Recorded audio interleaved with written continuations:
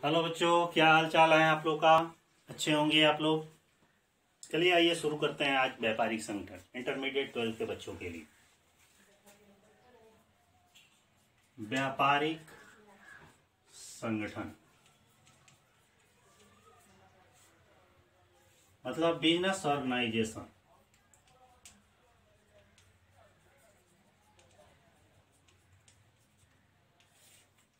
इसमें हम टॉपिक पढ़ रहे थे विदेशी व्यापार। विदेशी व्यापार, फॉरेन ट्रेड। फॉरेन ट्रेड में आज जानेंगे हम कि इंडेंट क्या है। क्या जानेंगे? इंडेंट। क्या जानेंगे? इंडेंट। इंडेंट किसे कहते हैं? विदेशी व्यापार। ध्यान दीजिएगा, दो टॉपिक है यहाँ पे, इंडेंट और आदेश, ऑर्डर। ठीक ना। मुख्य इंडेंट है और एक लाइन में जान जाएंगे आदेश। इंडेंट किसे कहा जाता है?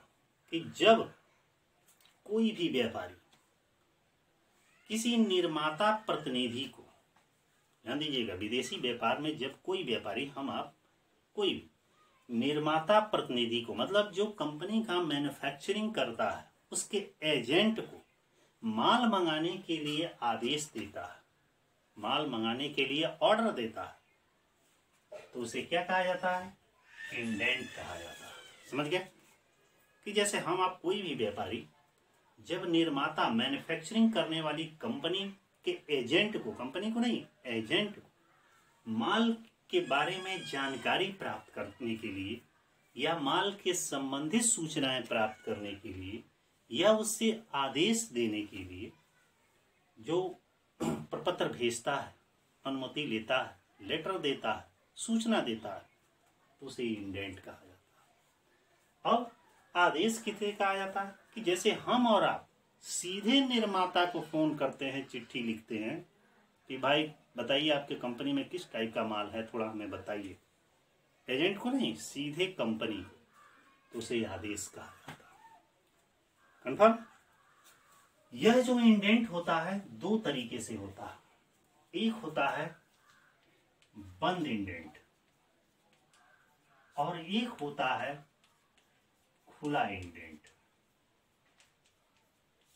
ठीक है। बंद इंडेंट क्या होता है?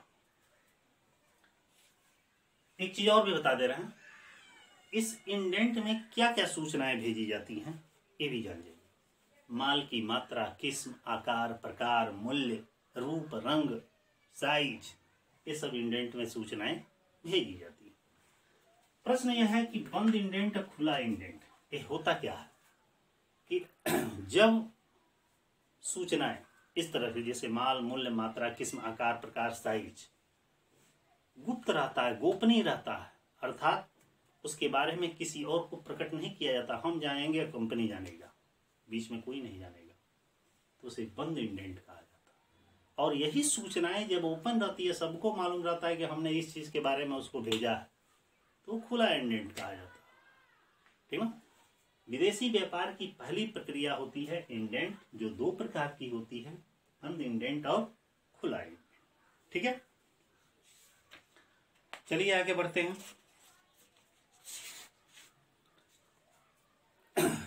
इंडेंट में किन किन बातों का उल्लेख रहता है, ये भी क्वेश्चन में आता है।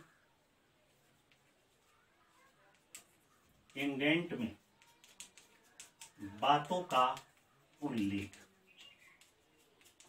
इस इंडेंट में किन किन बातों का उल्लेख रहता है? सबसे पहले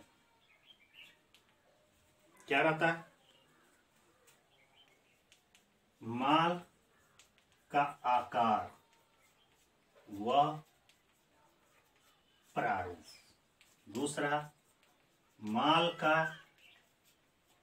मूल्य। तीसरा, माल की दिखावट। अगला, माल की पैकिंग। ध्यान दीजिएगा, माल का आकार व प्रारूप, माल का मूल्य, माल की दिखावट, माल की पैकिंग। अगला चिन्ह, माल का चिन्ह या पहचान का चिन्ह। अगला माल भेजने का समय व विधि, तौर तरीका इधर दिखा दे रहे हैं। माल का बीमा यदि किया गया है इसका उल्लेख रहता है, और किस चीज का रहता है। माल का भुगतान हम कैसे करेंगे इस चीज का भी उल्लेख रहता है, और किस चीज का रहता है, पंच निर्णय। बस इतना ही रह दे रहा है। ये बहुत मोस्ट इंपॉर्टेंट व्यापारिक संगठन, आज इतना ही पढ़ाएंगे, लेकिन ये सबसे समझिए मोस्ट इंपॉर्टेंट क्वेश्चन है, चाहे वो 2 नंबर में आए चाहे 4 नंबर में आए, लेकिन आता है हमेशा।